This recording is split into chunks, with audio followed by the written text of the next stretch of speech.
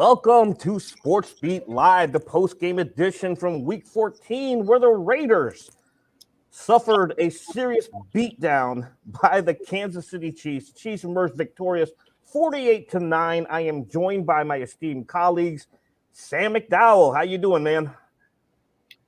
Doing good, Herbie. How you doing, buddy? Hey, I hope I'm doing well enough where my audio issues will work. I mean, no more audio issues, right? That's what we're hoping for. And we have our special guest here, Lila Bromberg, who covers the University of Missouri for the Kansas City Star. She joined us this week up in the press box to help us with our coverage. Lila, how are you? I'm good. I'm happy to be joining you guys. Thanks for having me.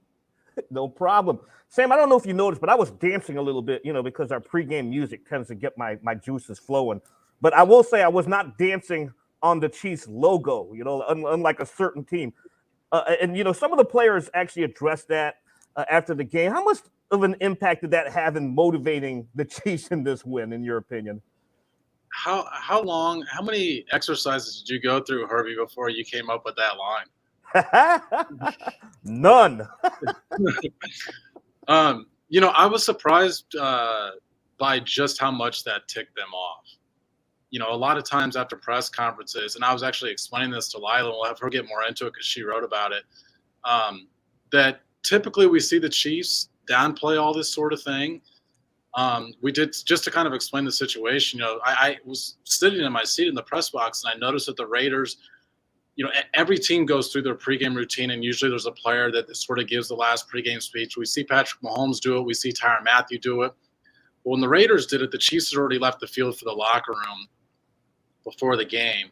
And as the Raiders start to go to their locker room, they're at about the 20, 25-yard line. They move to near midfield, about the 45, close to the 50-yard line.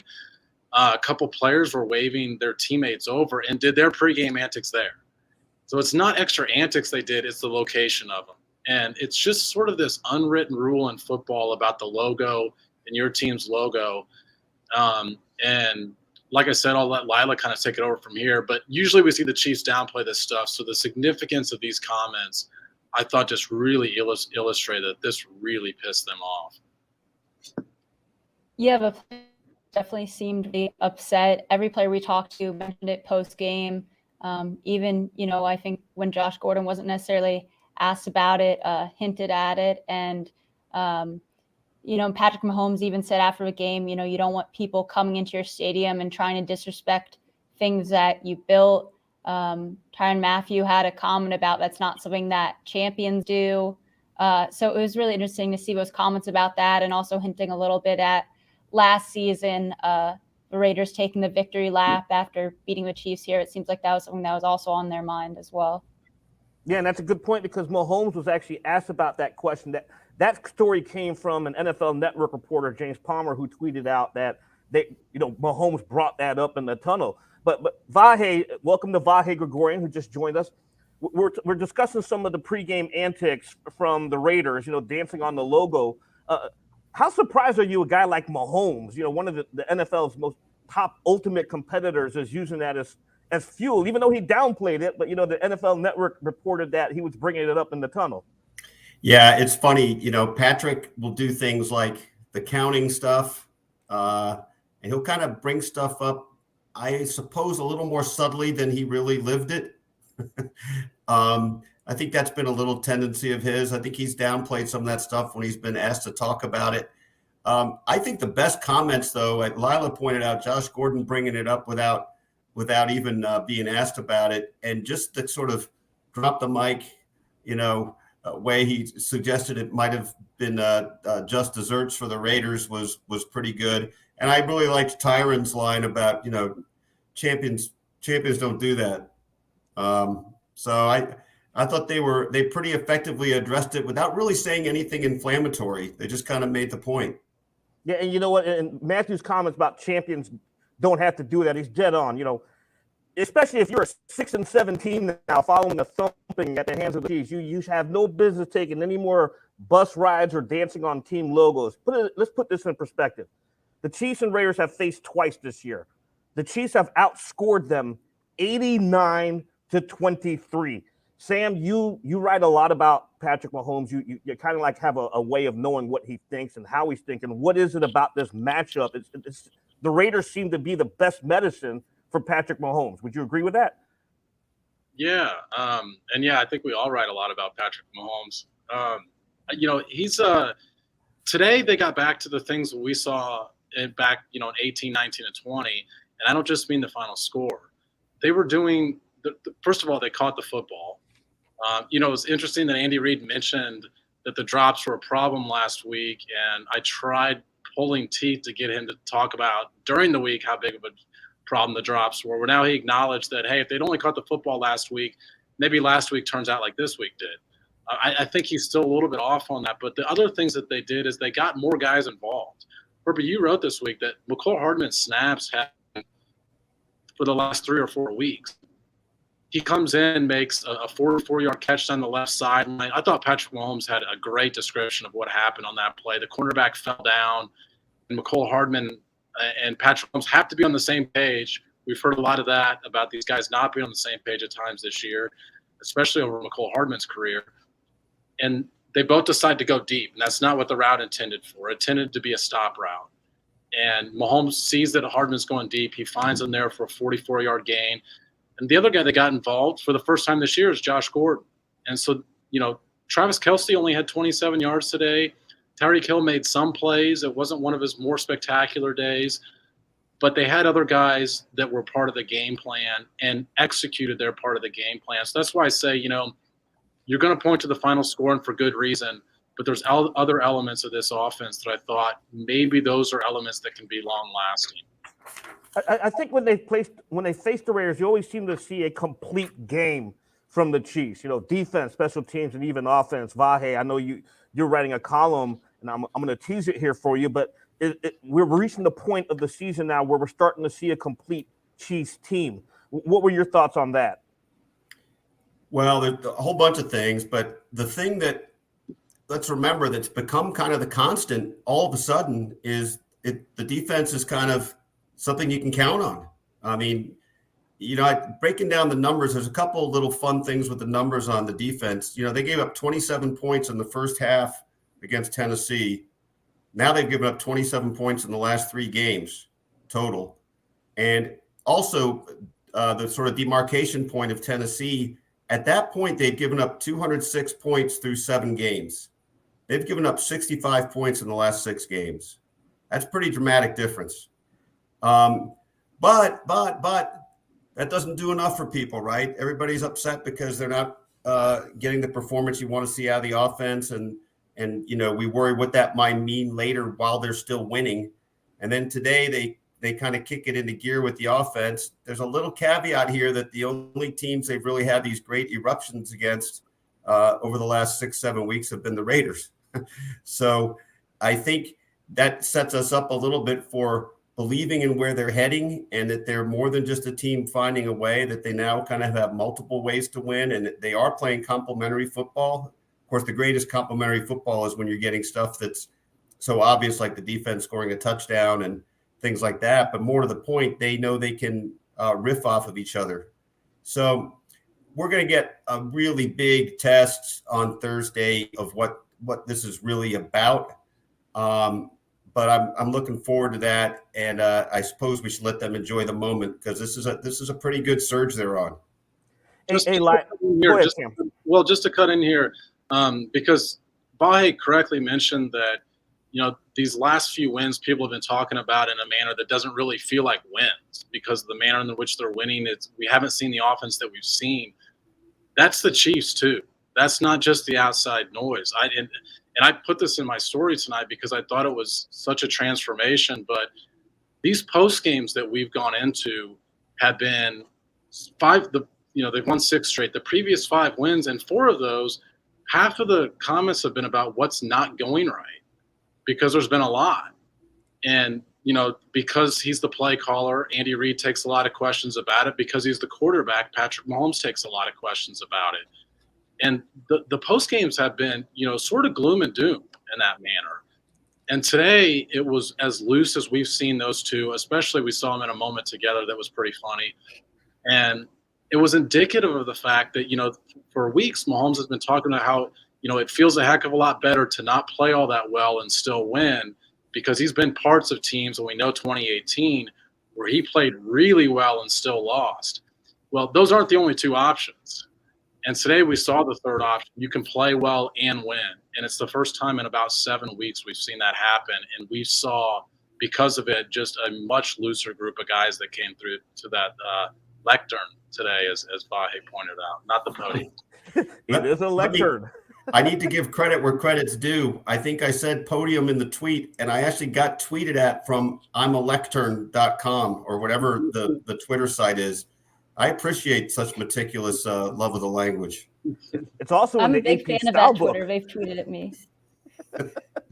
Hey, Lila, I'm going to use the question I'm going to ask Sam, and I'm going to get to you because I know you wrote about this player. But Sam, we just saw a comment pop up on the stream. The kingdom is with you, L'Jarius Sneed. Sorry for your loss. Andy Reid and all the players addressed it as well.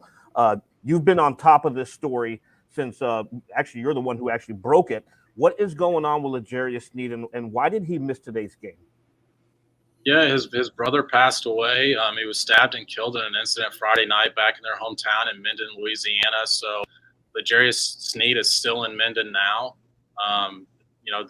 The Chiefs helped get him there on a private jet on Saturday, and he's with family. I mean, the story that I explored last month with L'Jarius got into just how big of a deal TQ Harrison was in his life.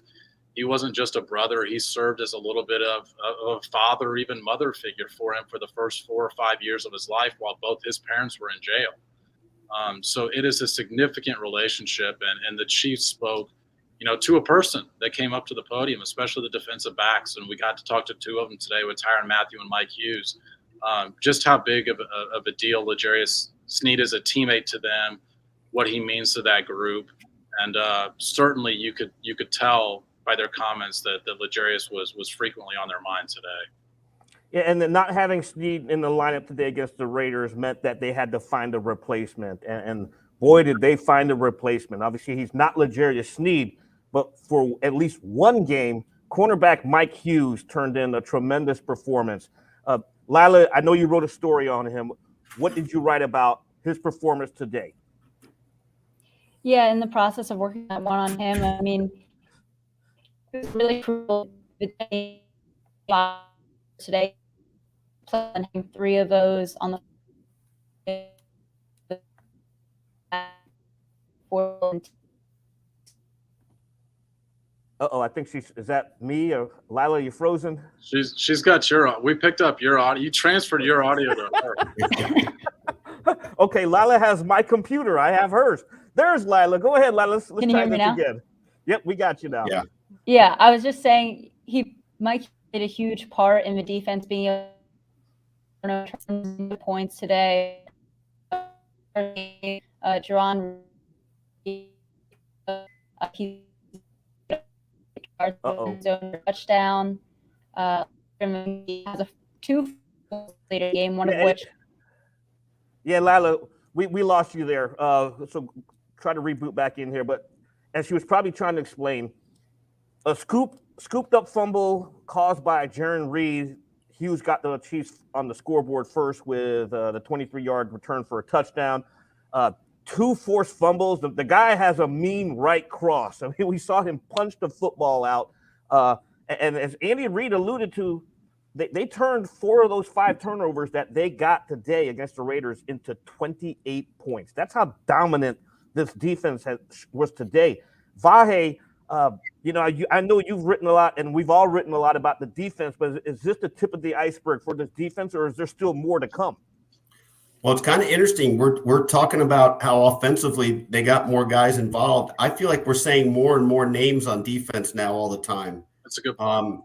We went, a long part of the season not hearing Jarran Reed's name very much, and I didn't really look at any numbers of his from the rest of the game, but he figured in a couple really significant plays. Frank Clark has really become a factor again. I'm not sure, you guys can correct me on this, but he might be playing the best regular season football he's played for the Chiefs. And of course you can't talk about the defense now without talking about Melvin Ingram anytime.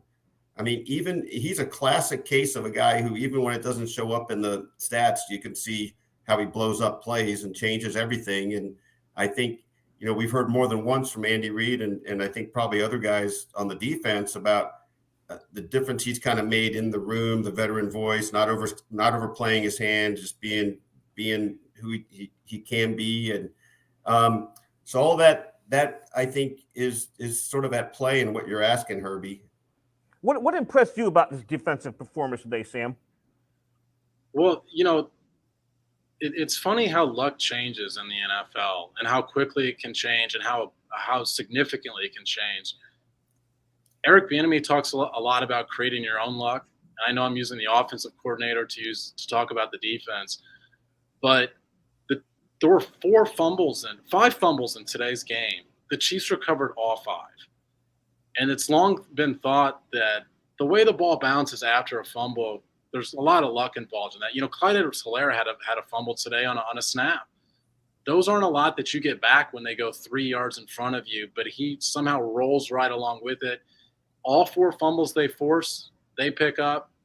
So they are creating their own luck in that sense. That's what that comment always means. So I think that the first stage of the defense was the points allowed category. Improved significantly in that, as Vahe pointed out. And I think the pass rushes has played the biggest part in that, but the secondary has been good. Now they've moved on to this next stage of forcing turnovers. It's 5 straight games that they forced at least 2 turnovers, and 5 today. We were talking about turnovers for the first month of the 5-6 weeks of the season for an entirely different reason. And as cliche as it sounds, we've seen the effects of turnovers on a football game and on wins and losses. And I know everyone, win the turnover battle and win the game. I'd like to go back, game by game and see how often that's been true, because during this 6-game win streak, oh, by the way, it just so happens the Chiefs are forcing turnovers and not turning it over nearly as often. You mentioned one other thing, Herbie, if I can interject real quick, just about the luck. You alluded to that, Sam, with Clyde Edwards-Helaire, and we all know that ball could have bounced differently in Baltimore, that fumble, and just that switches a lot of things about the season, I think, at least in perception. I heard a great line once. I think it was a Streetcar Named Desire. Part of luck is thinking you're lucky, and I think the Chiefs are now at a phase where kind of whatever you want to call it, the mojo, the swagger is back. They're going to will themselves to some luck in a certain way. And one thing that really stands out to me, and Sam mentioned the points allowed. This is 3 straight games in the National Football League where the Chiefs have not allowed an opponent to score 10 points. It's 3 straight games of 9 points, and one of those teams, people like it. How rare is this? It's very rare. This is the NFL where Andy Reid always talks about parity, but the thing that jumps out to me is the Cowboys game. The Cowboys came into this Arrowhead as the number 1 offense, and the Chiefs pretty much shut them down. Lila, are you back with us? Yes, I'm back. Can you guys all hear me? We got you now. Hey, I'm gonna kick it back to you because you were in Mike Hughes's press conference or news conference. What stood out to you about what he said in there? Yeah, I think, what stood out to me, and I think Sam hit on this as well, is just kind of really what everyone said about, starting in that spot for Sneed, and really the whole defense wanting to play for Sneed. That was something that definitely stood out for me. I also think kind of the question you asked was one of my favorites, asking about whether he took boxing lessons or punched that ball out. And I just think that kind of aggressive play from him, something we haven't necessarily seen in recent games. And so it's really cool to kind of be able to see that today. Well, this is your first time covering the Chiefs. You're in Columbia covering the Missouri Tigers. What was your biggest takeaway today up here in the Arrowhead press box? My biggest takeaway? Honestly, it may have been just that the food was a lot better. That was that was a great takeaway for today. We've been having some mystery meats back at Faroe Field, but I think just being able to be in this environment and to see the fans and just see kind of how electric this building was. We mentioned before fans booing when the Raiders were on that logo pregame, and just the energy throughout the stadium, I think, was really cool to see. And I think you could even feel that just being in the press box, which I didn't necessarily expect. You can't always feel that when you're in a press box. So that definitely kind of stood out with something I could feel that you don't necessarily always get. Before we move forward here, we're going to take one last look back at this Raiders game. And I'm going to ask this question for the three of you. Vahe, who was your MVP of today's win and why? Boy, that could go so many different ways. You know, it would be easy to just say Mike Hughes right from the start. I mean, that you know, I think it was the second touchdown when Sam McDowell and I looked at each other and supposed the game was about over just because of the way it was feeling. But really, the first touchdown kind of said, you know, this is a team the Chiefs beat 41-14 last time they played, and they just give you 7 points to start it off. So, you know, if you spread the wealth a little bit, though, I think I'm going to go old school and say Patrick Mahomes.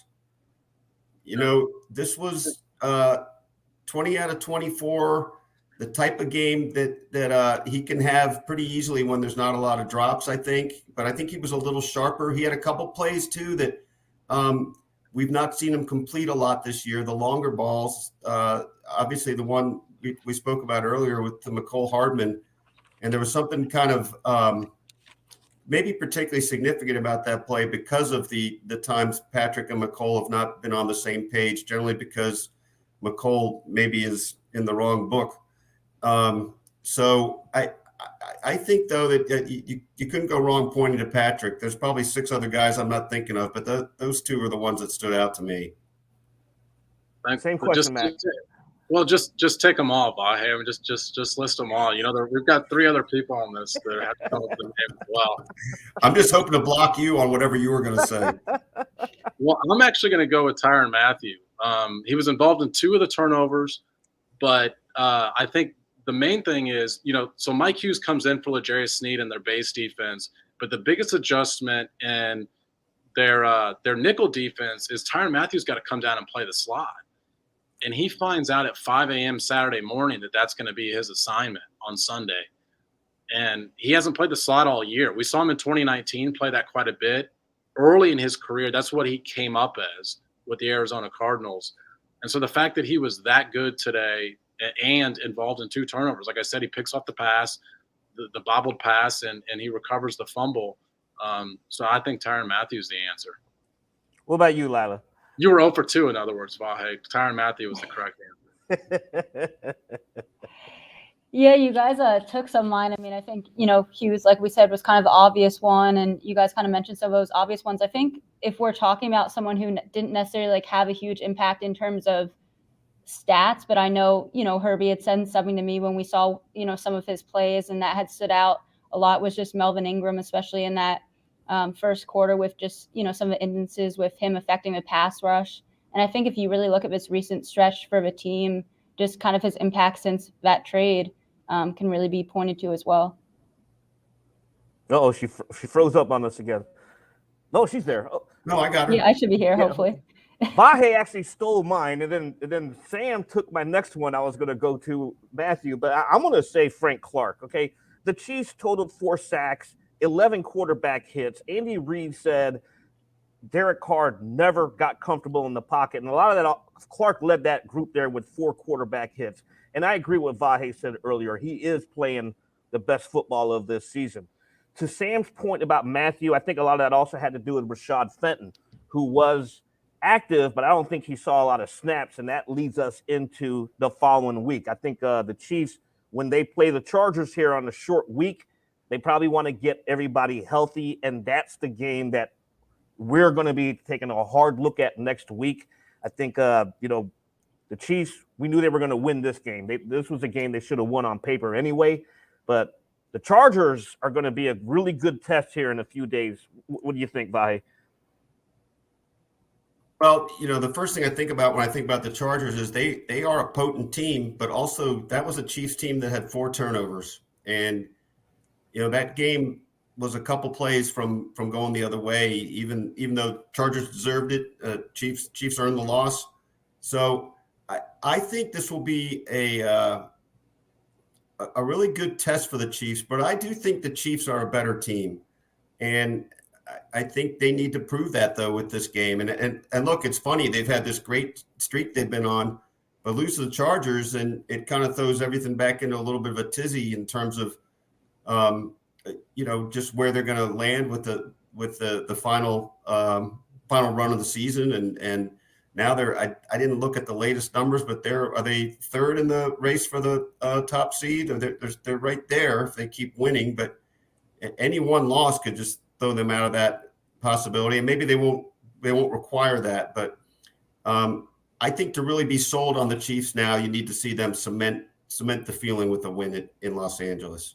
And the final question to Sam McDowell here. Sam, what kind of motivation, not motivation, but what kind of impact does a win like this have for the Chiefs going into an AFC divisional game that probably is going to determine whether the Chiefs are going to win their 6th consecutive AFC West title? Yeah, I think my answer to that question would have been different 3 weeks ago than it is now, because I think we all thought coming away from Las Vegas that this team was going to take off.